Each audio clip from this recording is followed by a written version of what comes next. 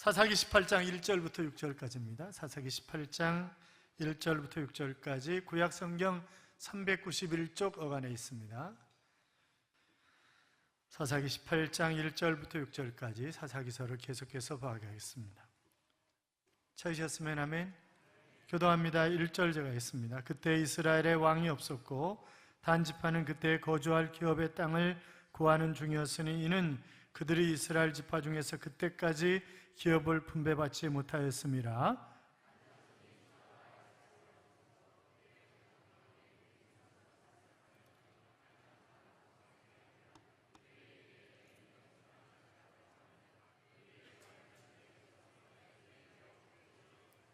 그들이 미가의 집에 있을 때 그 레위 청년의 음성을 알아듣고 그리로 돌아가서 그에게 이르되 누가 너를 이리로 인도하였으며 네가 여기서 무엇을 하며 여기서 무엇을 얻었느냐 하니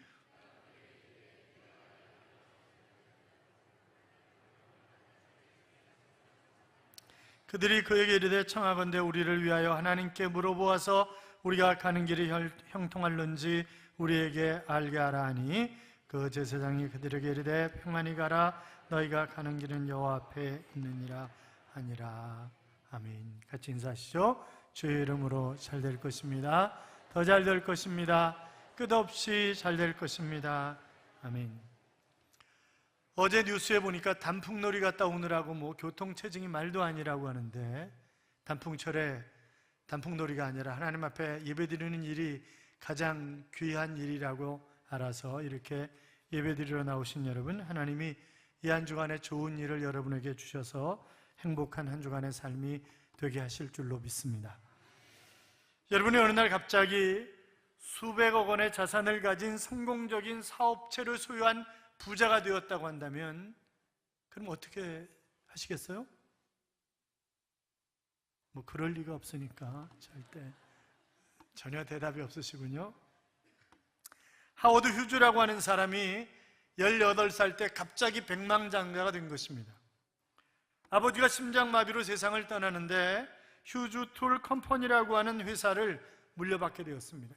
이 친구 굉장히 똑똑했고 장래성이 있는 그런 청년이었습니다. 그래서 그는 영화 제작에 투자를 했어요. 제작한 영화를 상영할 영화관도 매입을 했습니다. 사교계 명사와도 결혼을 했습니다. 정말 감사한 것은 그가 만든 영화마다 히트를 쳤습니다. 그런데 이 사람 영화 제작에 관심을 가지고 지금 열심히 영화 제작하는 사람이잖아요. 영화 제작에만 관심을 가져야 되는데 영화 배우한테 자꾸 관심을 갖는 거예요. 영화 배우에게 자꾸 관심을 갖다가 부인에게 파혼을 당했습니다. 그러다가 1920년대 후반에 다시 항공사업에 뛰어들었고 휴즈 항공사를 차렸고 1940년대에 트랜스월드 항공이 자금 부족에 시달린다고 하는 이야기를 듣고 엄청난 투자를 해서 경영권을 가지게 됩니다. 그는 소형 항공사와 TV 방송국 그리고 라스베가스의 호텔과 카지노도 매입을 했습니다. 막강한 자금력이 있었으니까 여기저기 막 투자를 하는 것입니다. 그런데 그 어떤 것도 그를 만족시켜 주질 못하는 거예요. 재혼을 했지만 관계가 소원해졌고 신경쇠약에 걸렸습니다. 결국 휴즈는 아무도 모르게 조용히 미국을 떠나갔습니다. 그리고 1976년 그가 다시 미국으로 돌아오는 비행기 안에서 숨을 거두게 됩니다. 그가 한때는 미국의 최고의 부자였고, 아니 전 세계의 가장 큰 부자였지만, 그러나 그 어떤 사람도 휴즈가 행복한 사람이었고 성공한 사람이다 그렇게 얘기하는 사람은 없습니다. 사랑하는 여러분, 행복이 무엇입니까? 성공이 무엇입니까? 어떤 사람은 운이 좋은 것이 성공이라고, 운이 좋은 것이 행복하다고 그렇게 얘기를 합니다. 그래서 운이 따르기를 간절히 바랍니다. 저녁마다 간절히 소원하고 기도를 합니다. 하나님, 돼지 꿈 좀 꾸게 해주세요. 돼지 꿈. 가족 꿈속에 돼지라도 나타나면 얼른 가서 복권을 사는 거죠.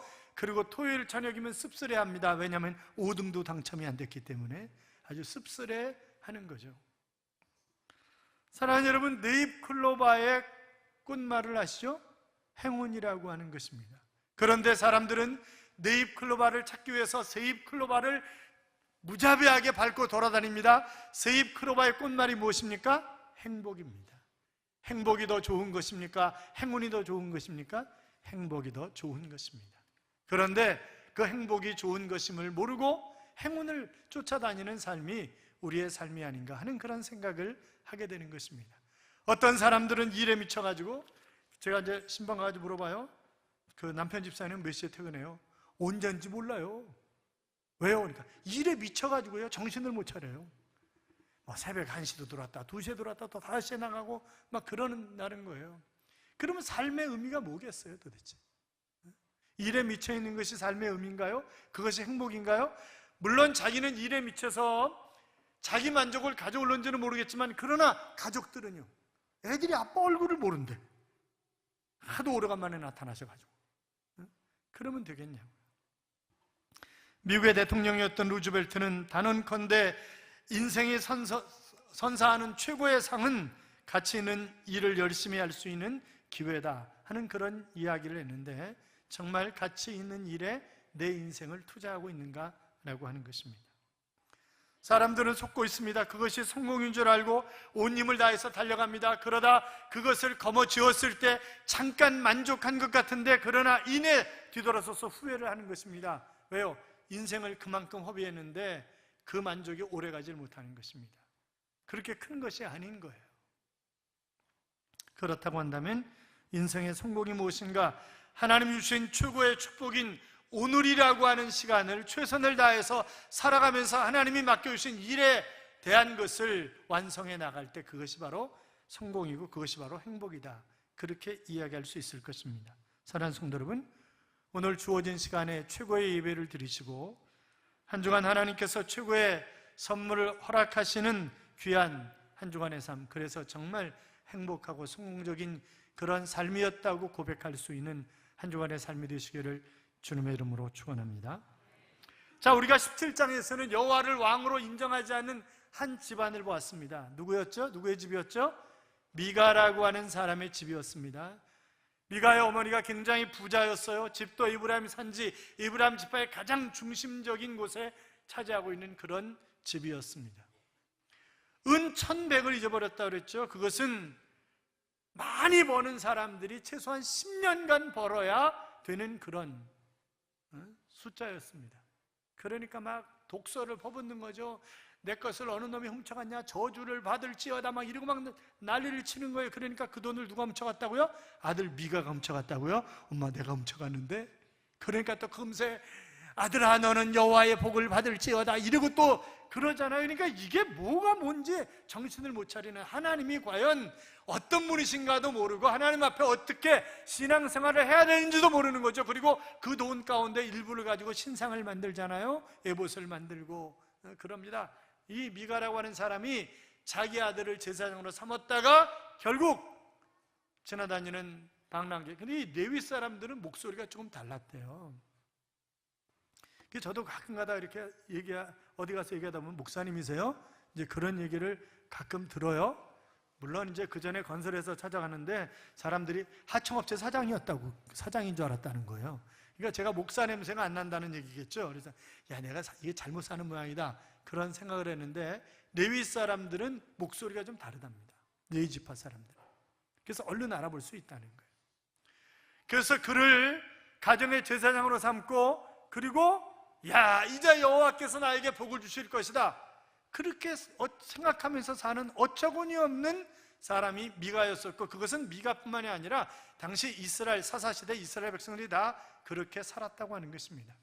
오늘 18장은 한 지파 전체가 여호와를 왕으로 모시지 않고 제멋대로 사는 그런 모습을 보여주고 있는데, 자, 1절 보세요. 1절 같이 읽겠습니다. 그때 이스라엘에 왕이 없었고 단지파는 그때 거주할 기업의 땅을 구하는 중이었으니 이는 그들이 이스라엘 지파 중에서 그때까지 기업을 분배받지 못하였습니다. 자, 여기 이스라엘에 왕이 없었다라고 하는 얘기는 우리가 지난 시간에 보았던 것처럼 그들이 지멋대로 살았다라고 하는 그런 의미예요. 자, 그런데 단 지파가 거할 곳이 없었다, 분배받는 것이 없어서 그렇게 얘기를 하고 있지만 그게 아니에요. 절대. 이 사람들은 새로 이주할 땅을 구하는 거지 분배받지 못한 게 아니에요. 여호수아 19장 40절 이하에 보시면 각 지파가 땅을 분배하는 장면이 나옵니다. 단 지파도 역시 땅을 분배받았어요. 그런데 그 분배받은 땅은 뭐예요?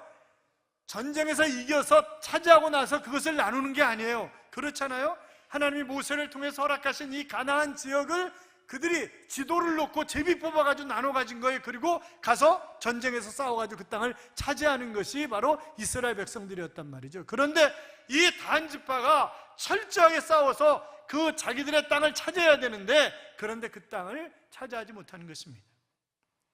자, 싸울 만한 열정이 없었다, 그렇게 얘기할 수도 있지만, 그것보다 그들은 하나님에 대한 신뢰하는 그런 믿음이 없었다는 거죠. 믿고 나갔으면 얼마든지 그 땅을 차지할 수 있었을 터인데, 그런데 그들이 적당히 차지하고 끝내는 것입니다. 그리고 늘 적다고 불평을 하는 거예요. 그래서 유다 지파가 띄워줍니다. 에브라임 지파도 띄워줍니다. 여러 지파에서 단 지파에게 땅을 띄워줬어요. 그리고 젖과 꿀이는 땅도 일부 포함되어 있는 그런 땅이었지만, 그런데 문제는 뭐냐면 왜 이들이 이주하려고 하느냐? 옆에가 블레셋이에요. 그러니까 늘 이 블레셋이 쳐들어올지 모르는 그런 위기 속에서, 우리가 이스라엘을 끊임없이 쳐들어왔던 나라가 블레셋이잖아요. 그러니까 이 블레셋이 언제 우리를 삼킬지 모른다라고 하는 그런 부담감, 그런 위험 때문에 다른 지역으로 이사를 가겠다는 거예요.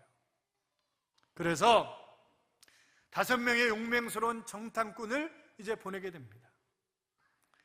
자, 그런데 이 정탐꾼이 여기저기 돌아다니다 에브라임 지파 지역에 들어와 가지고 미가의 집을 가게 됐단 말이죠. 제사장이 있단 말이죠. 당신 누구냐? 그랬더니 나 싹꾼이야, 그렇게 얘기를 하는 거예요. 물론 싹꾼이라는 단어는 없어요. 그러나 내가 먹고 살 것이 없어서 돈 때문에 이 집에 와 있는 거라고 그렇게 얘기를 하는 거잖아요. 지금 이 제사장이 그렇게 얘기를 하는 거예요. 지금 읽은 본문에 보면. 사랑하는 여러분, 우리는 돈의 노예가 되어서는 안 됩니다. 돈이 나쁜 것입니까? 좋은 것입니까? 돈은 나쁜 것도 아니고 좋은 것도 아닙니다. 그렇잖아요. 그것은 사람이 어떻게 사용하느냐에 따라서 좋은 것이 될 수도 있고 나쁜 것이 될 수도 있습니다. 그래서 돈을 사랑함이 일만하게 죄악이다 그랬지, 돈이 죄악이다 그렇게 성경은 말씀하고 있지 않아요. 그렇잖아요. 자, 이 돈의 노예가 된 레위인, 그렇게 얘기를 하는 거예요, 이 사람이. 그랬더니 이 정탐꾼들이 우리가 가야 할 길을 당신이 기도해 주라, 축복해 주라 그랬더니 그냥 아무런 생각도 없이 그대들이 가는 길은 평안할지어다, 평안이니라, 안녕히 가시라, 이렇게 또 얘기를 하는 거예요. 그러니까 제사장이 제사장 역할을 하지 못하고 또 마땅히 하나님의 자녀들이 하나님의 자녀로서의 삶을 살지 못하는 그때가 바로 이 사사시대의 우리 시대였다고 하는 것입니다. 사랑하는 여러분, 이들은 지금 믿음의 후퇴를 하고 있는 것입니다. 단지파는 하나님이 약속하신 땅을 차지하고 계속 살고 끊임없이 그들이 하나님을 의지하면 하나님이 지켜주실 터인데, 그래서 우리가 출애굽기 14장 21절 이하에도 보면 이스라엘 백성들이 가나안을 향해서 행진하는데 누가 앞에 가세요? 하나님이 앞에 가세요. 앞서 가시는 하나님. 낮에는 구름기둥, 밤에는 불기둥이 되어서 그들을 지켜주시는 하나님이 그들의 하나님이시라고요. 하나님 의지하고 가면 되는데, 하나님 바라보고 가면 되는데 자꾸 딴 데 바라보는 거예요. 베드로가 예수님 바라보고 물 위를 걸어갈 때는 물을 걸을 수가 있었어요. 그러나 물을 쳐다볼 때는 바로 물속에 빠져 들어가잖아요. 내가 무엇을 바라보고 사느냐라고 하는 것은 대단히 중요한 것입니다.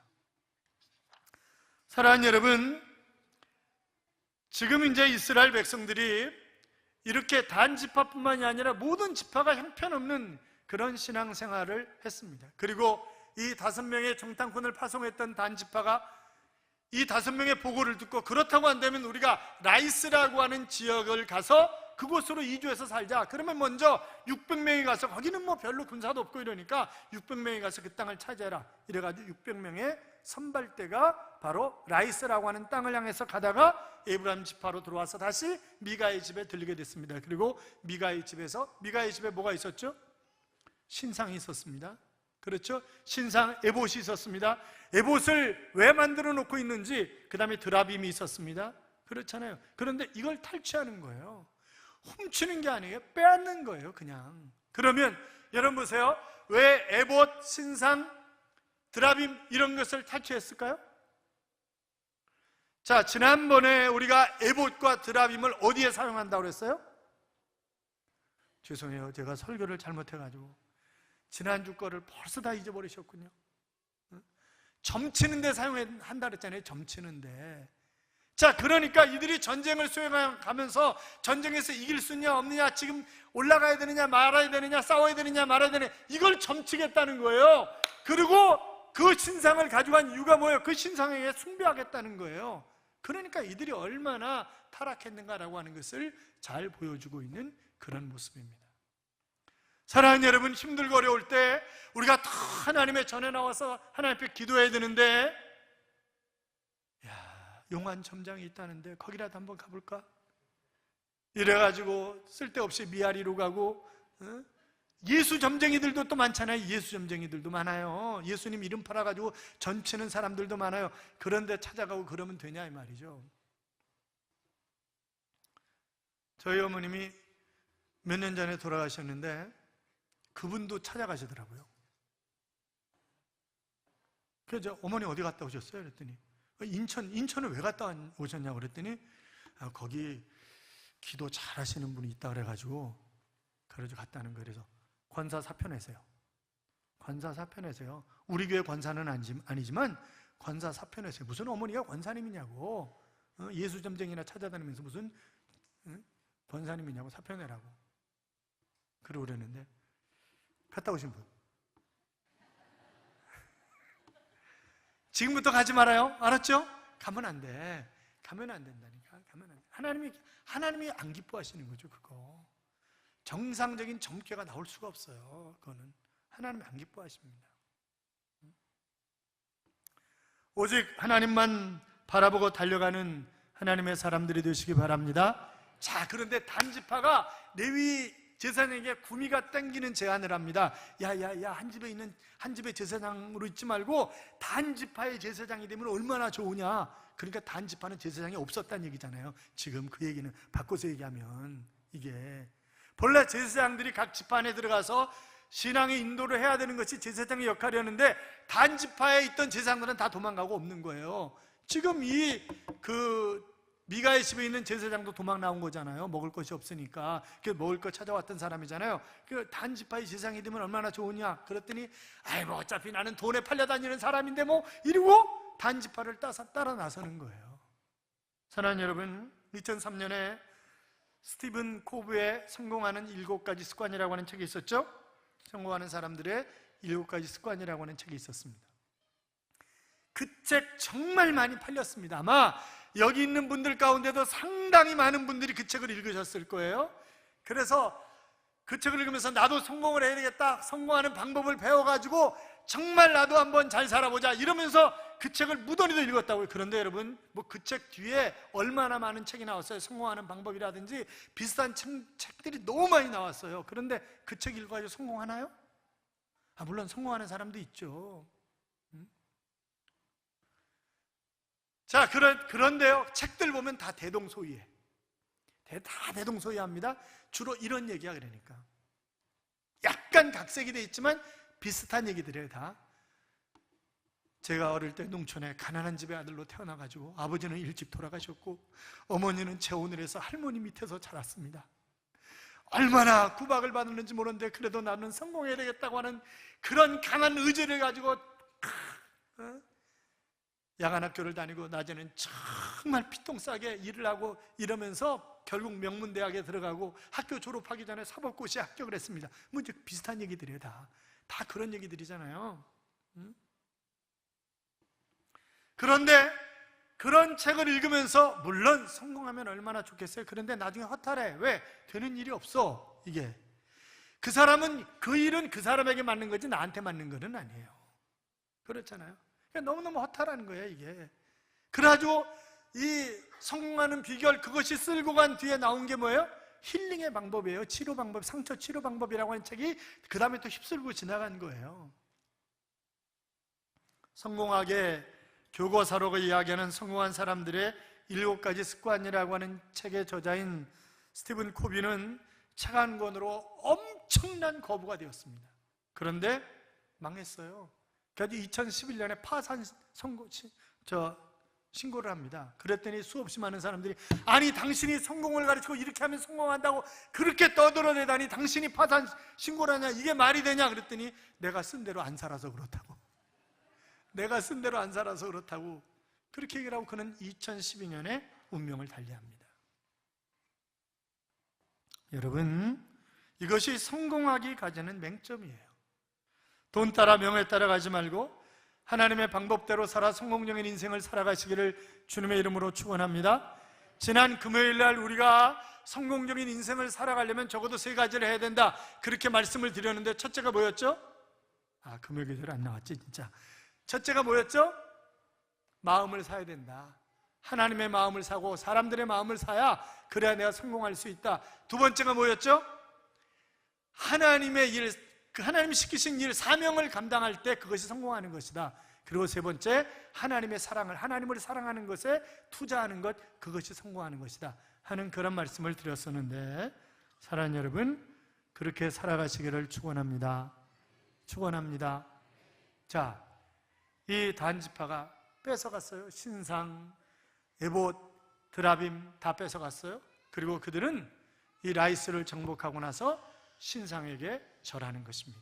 숭배하는 것입니다. 우상 숭배하는 것입니다. 그것이 단지파예요.